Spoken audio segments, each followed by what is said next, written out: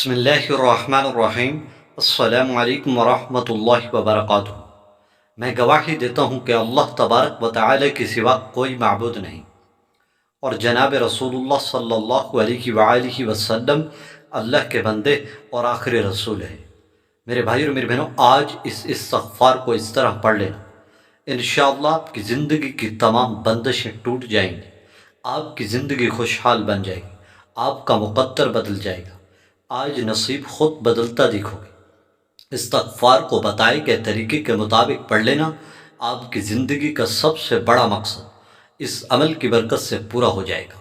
نبی کریم صلی اللہ علیہ وآلہ وسلم کی حدیث شریف ہے کہ آپ فرماتے ہیں کہ جو استغفار کو لازم پکڑ لیتا ہے، یعنی اس کے ساتھ دوستی کر لیتا ہے، اس کو اپنا محبوب بنا لیتا ہے، پھر اس کو پڑھتا رہتا ہے، اللہ پاک اس کی زندگی میں کبھی بھی تنگ دستی نہیں آنے دیتے، وہ ہمیشہ خوشحال رہے گا۔ اور اللہ پاک اس افضل عمل کی برکت سے انسان کے رزق میں ایسی غیبی طرف سے اضافہ کرتے ہیں کہ جہاں سے اس کو گمان بھی نہیں ہوتا، ایسی جگہ سے رزق ملتا ہے جہاں سے اس کا خیال تک نہیں جاتا۔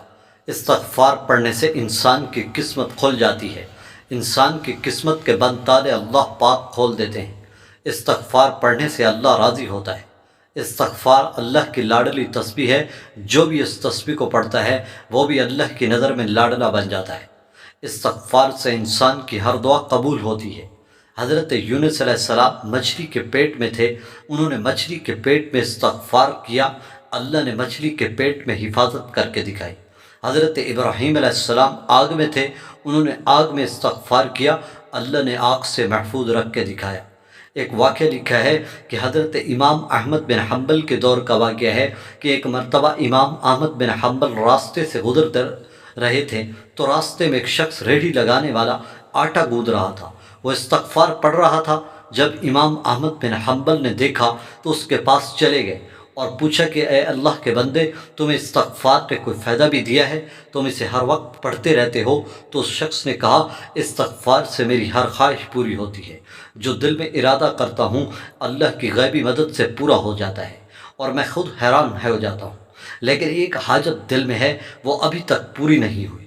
شاید میرے استغفار میں کوئی کمی ہو، شاید مجھ سے کوئی گناہ ہو گیا ہو۔ تو امام احمد بن حنبل نے اس شخص سے پوچھا کہ وہ کون سی حاجت ہے؟ انہوں نے کہا کہ یہاں کے بزرگ ہیں جن کا نام حنبل ہے، میں نے سنا ہے کہ وہ اللہ کے ولی ہیں، میں ان کا دیدار کرنا چاہتا ہوں۔ اللہ سے میں نے دعا کی، یا اللہ مجھے اس کا دیدار کرا، لیکن ابھی تک مجھے اس کا دیدار نہیں ہوا، میں حیران اور پریشان ہوں۔ تو امام احمد بن حنبل وہیں کھڑے ہو کر مسکرائے اور کہا کہ دیکھ لو، میں تمہارے سامنے حنبل ہی کھڑا ہوں۔ آج میں گھر میں جب بیٹھنے لگا تو مجھے ایسے محسوس ہوا کہ کوئی فرشتہ پکڑ کر مجھے کھینچ کر آپ کے سامنے لے کر آیا ہے۔ دیکھو میں آپ کے سامنے کھڑا ہوں، یہ بھی آپ کی حاجت پوری ہوگی۔ تو میرے بھائیو، استغفار تو بڑی کمال عمل ہے، میں آپ کو طریقہ بتا رہا ہوں، آپ اسی طریقے سے استغفار پڑھ لو، بڑا کمال ہے۔ ویسے تو آپ استغفار کو لاتعداد پڑھو، چلتے پھرتے کثرت سے پڑھتے رہو، آپ کی ہر دلی خواہش پوری ہو جائے گی۔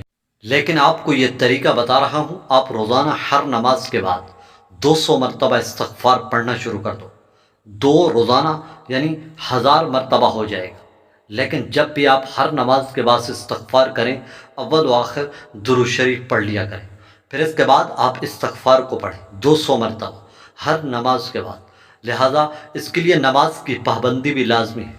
پھر دیکھو آپ اپنی زندگی میں مجھ سے اپنی زندگی کی ہر حاجتیں پوری ہوتی ہوئی اپنی آنکھوں سے دیکھو گے۔ یہ بڑا کمال عمل آپ کو بتا رہا ہوں، یہ ایک راز ہے، ایک مرتبہ کر کے دیکھیں، آپ کو اس کا فائدہ اور اثر نہ ہو تو پھر بتانا۔ یہ عمل خود بھی کریں، دوسرے بہن بھائیوں تک لازمی شیئر کریں تاکہ ان کا بھی فائدہ ہو جائے۔ آمین۔